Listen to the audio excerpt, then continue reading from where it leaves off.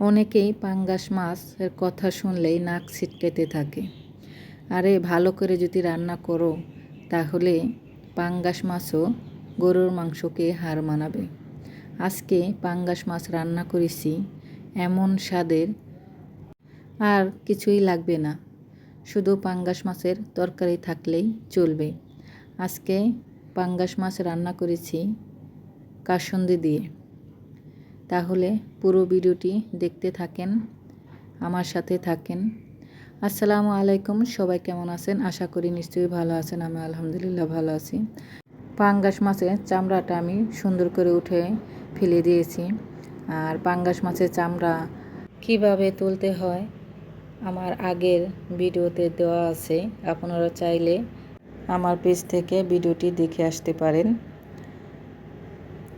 তো পাঙ্গাস মাছ সুন্দর করে ধুয়ে হলুদের গুঁড়ো আর লবণ দিয়ে মাখিয়ে ভাজতে দিয়ে দিলাম।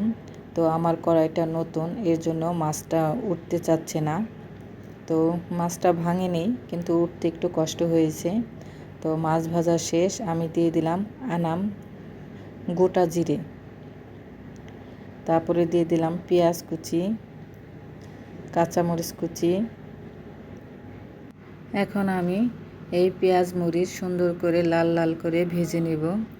তো মাছ ভাজার সময় তেল ছিল, সেই তেলেই ভাবছিলাম যে আমার পেঁয়াজ ভাজা হয়ে যাবে, কিন্তু হয়নি। আমি আবার সরিষার তেল দিয়ে দিলাম। আমি সব রান্নায় সরিষার তেল দিয়েই রান্না করি। তো পেঁয়াজ মরিচ একদম লাল লাল করে ভাজা হয়ে গেছে। আদা রসুন বাটা দিয়েছি, আদা রসুন বাটা দিয়েও আবার সুন্দর করে ভেজে নিয়েছি। তারপরে দিয়ে দিয়েছি একটু পানি। এখন দিয়ে দিলাম হলুদের গুঁড়ো দিয়ে সুন্দর করে একটু কষিয়ে নেব। দিয়ে দিলাম স্বাদ মতন লবণ, আবার একটু কষাবো। আবার দিয়ে দিলাম মরিচের গুঁড়ো, ভাজা জিরা গুঁড়ো। আমি মরিচের গুঁড়োটা একটু কম দিব, কাঁচা মরিচটা আমি একটু বেশি দিয়েছি, এর জন্য মরিচের গুঁড়োটা একটু কম দিয়ে দিলাম। এখন দিয়ে দেব ভাজা পাঙ্গাস মাছটা দিয়ে সুন্দর করে কষিয়ে নেব।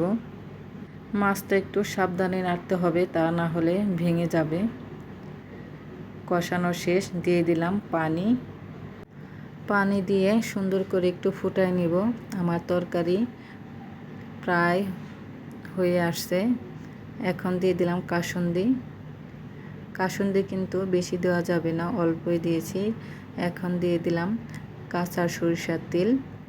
তারপরে 5 মিনিটের মতন ফুটাবো, ফুটিয়ে নিলেই হয়ে যাবে আমার কাসুন্দি দিয়ে পাঙ্গাস মাছের তরকারি। এই দেখেন কত সুন্দর হয়েছে।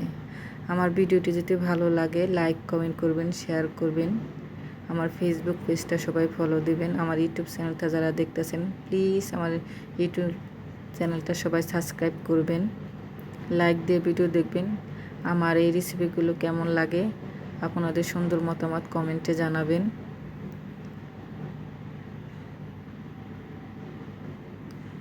মাশাআল্লাহ, আলহামদুলিল্লাহ, অনেক অনেক মজা হয়েছে, বিশ্বাস যান অনেক মজা হয়েছে।